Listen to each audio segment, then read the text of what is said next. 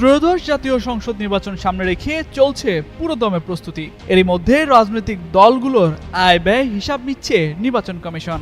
এরই অংশ হিসেবে 2024 সালের অডিট রিপোর্ট জমা দিয়েছে বিএনপি।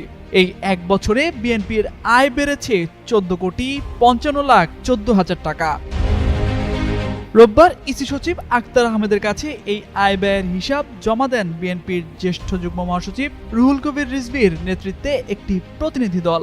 পরে বিএনপির এই নেতা জানান, 2024 সালে বিএনপির আয় হয়েছে 15,64,94,842 টাকা, আর ব্যয় হয়েছে 4,80,04,820 টাকা।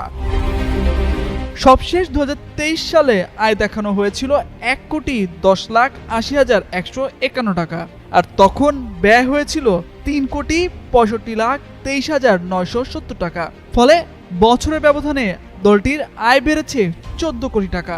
এর আগে 2022 সালে বিএনপির আয় দেখানো হয় 5,92,04,632 টাকা, আর সে সময় ব্যয় হয় 3,88,33,803 টাকা।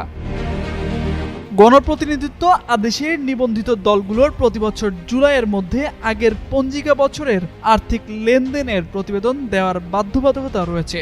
আয় ব্যয়ে বিএনপির উদ্ধৃত আছে 10,85,90,019 টাকা।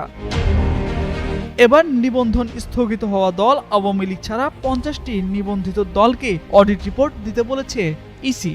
এবার দলগুলোকে 2024 সালের 1 জানুয়ারি থেকে 31 ডিসেম্বর পর্যন্ত হিসাব দিতে হবে চলতি 31 জুলাইয়ের মধ্যে। তামজিদ মির্জা, যুগান্তর নিউজ।